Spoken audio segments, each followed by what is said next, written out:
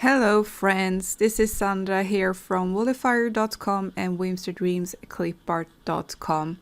In this tutorial I'm gonna show you how you can make a watercolor graphic from the Whimsy Dreams clip art shop more opaque, which can be very useful if you are going for a darker background in your designs. Usually I create the watercolor graphics with a semi-transparent look, and that is to make it easy for you to accomplish a realistic watercolor look without using layer styles. But I know sometimes we want them on darker backgrounds and then it looks a little bit strange. I'm gonna show you what I mean here. So let's put a background here on this little example thingy here, like this.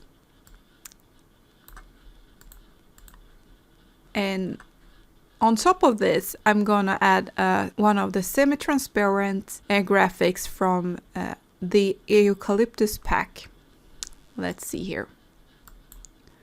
You can see here that as it is semi-transparent, it looks quite strange on a darker background. But if I remove this one, it looks very, realistic and cute. So I'm gonna show you a tip or trick here. I'm gonna change this color because it doesn't look very cute at all.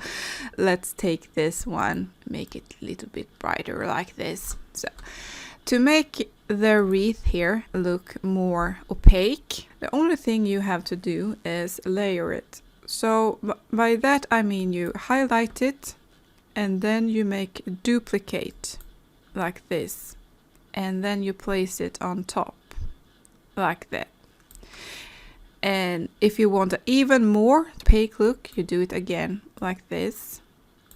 Add a quote or something and use this in your Instagram feed or wherever on social media, or in a print maybe. With that said, I hope you really enjoyed this tutorial and please subscribe to the channel. It really helps. Be sure to sign up for the newsletter as well. You find all the links down in the description.